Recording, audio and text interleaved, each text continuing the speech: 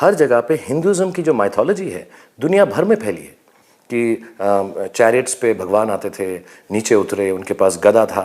हर हमारे भगवान के पास एक वेपन है। And these are fantastic stories to मुझे अगर चांस मिले, सच बताऊं मैं रावण के बाद, तो मैं तो महाभारत को एक्समैन जैसा बनाऊं। हालांकि मुझे मालूम है बहुत लोग बुरा मान जाएंगे, गुस्सा भी होंगे, बैन भी कर देंगे, but I think if we can tell the youngster, it's very important कि आपके जो बच्चे हैं, मेरे जो बच्चे हैं, लोगों के बच्चे हैं, अगर आज वो रामायण उस तरह से नहीं पढ़ते जिस तरह हम लोग पढ़ते थे या हम कुरान पढ़ते थे, तो उनको एक नई तरीके से पढ़ाई की जाए।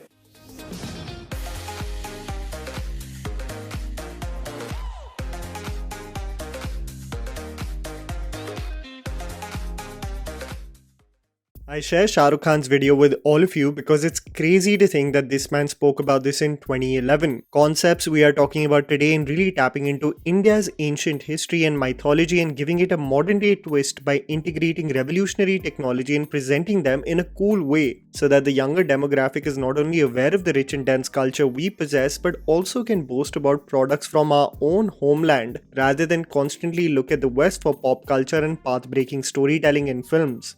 The fact that he was thinking this in 2011 before the release of Ravan just tells you how ahead of the curve he was, as creators are trying to mimic the same formula today. What's insane to think in retrospect from the years of 2000 to 2010 is that Shah Rukh Khan, Hrithik Roshan and Amir Khan held the positions of some of the biggest hits for Indian films across the globe, not only restricted to Hindi films in general. While Shah Rukh Khan had made a name for himself with romantic and larger-than-life commercial films, Hrithik Roshan had established himself as the only actor that can proudly have an original superhero franchise in his name. Amir Khan really made a name for himself with socially relevant and hard-hitting content, but hit a financial home run with Ghajini. It was only with the advent of 2010 that one noticed a shift of gears in terms of creators taking the risk of really investing in high-concept films beyond Krish that could provide a marriage of modern-day technology and set those same stories within the Indian subcontinent. A lot of people look back at Ravan and think about it as a high-concept film that turned out to be an ultimate failure.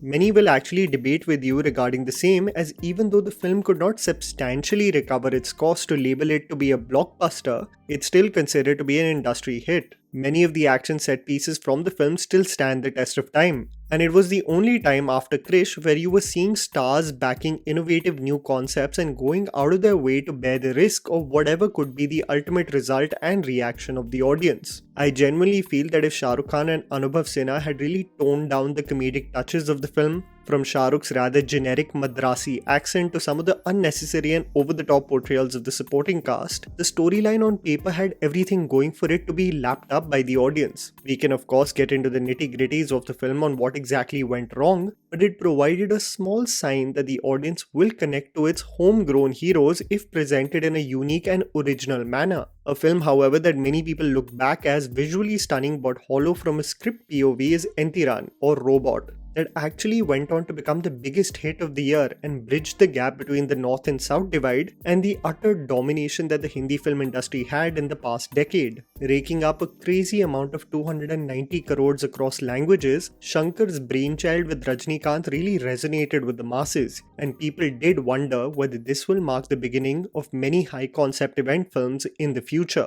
What sadly developed in the Hindi film industry with the lukewarm response of Ravan and the massive success that was being showered upon actors like Salman Khan, Ajay Devgan and Akshay Kumar was resorting to formula. Creativity, at least with the big names, had reached a massive slump, and the mass action remakes in the form of Wanted, Bodyguard, Holiday and Singham were the talk of the town. Even Shah Rukh Khan, as one associated with taking risks after My Name is Khan, was also found to be doing generic cinema in the form of Chennai Express and Happy New Year, and reaped the benefits from an audience that was simply happy at being entertained. A visionary by the name of S.S. Rajamouli, however, woke up everyone from their slumber and made them realize that mediocrity can only thrive for a short period of time. The Telugu film Bahubali became a national sensation simply because of the conviction that S.S. Rajamouli brought with his vision. Telugu cinema, that had already created a name for itself across decades with commercial action ventures that was remade by many Hindi makers, was really going out of the limb to invest in a project over 5 to 6 years. And the sheer trust that talent put on a creator like Rajamouli was unheard of in Hindi cinema. One had experienced period epics with larger-than-life action set pieces in Hindi films like Ashoka, Jodha Akbar and Bajirao Mastani, but nothing of the scale and absolute batshit crazy vision like Bahubali. After a very long time, there was a genuine discourse among film communities due to the cliffhanger of the first film, and massive hype around the second installment of the franchise. Did the tide officially turn after this point? I actually think otherwise, as one needs to acknowledge the several high concept failures over the years as well.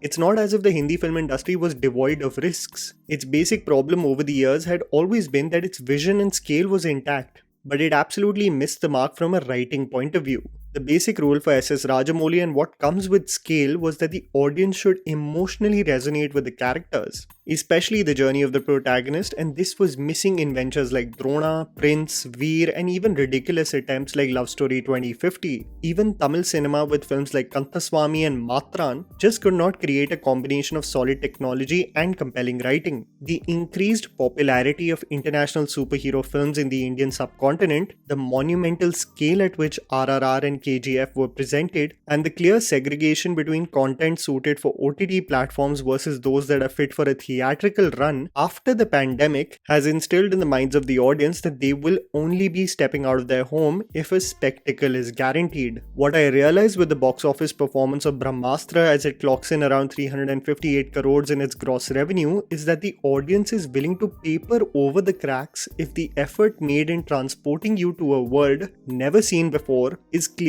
visible in each frame. I personally did not connect with the writing of Brahmastra. I found the childlike and rudimentary dialogues between characters to be uncomfortable, and while I was enamored by the special effects and action set pieces, I did not come out of the film absolutely loving it. My interest still peaks for further installments, but what I realized with the second weekend jump in numbers for the film was that the masses, especially the family audience and kids, are enjoying the film, despite its frailties in its screenplay. As the sequel of Dev is certain, and the industry has realized that the audience will be receptive to high concept risks being taken, especially if provided with something new and original, I wonder whether projects like Ashwathama, Takht, Mahabharat, and even spin-offs like Vanarastra and Nandi Astra will ever become a reality. I hope corrective measures are taken by creators like Ayan to better the product and truly understand the criticism coming from the audience regarding his form of storytelling, and also to reinvigorate producers and writers to greenlit several projects that might be in the back burner, fearing that they are too risky to ever go on the floors.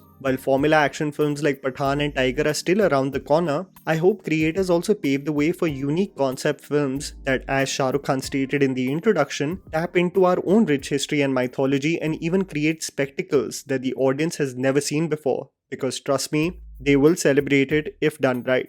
And that was the video, guys. Write down in the comments below whether you think this will pave the way for more risks being taken. Please don't forget to follow me on Instagram. The handle's right in front of you. Follow me at JammyPants4. Also, please support us by smashing the like button and subscribing to our channel for weekly content ahead.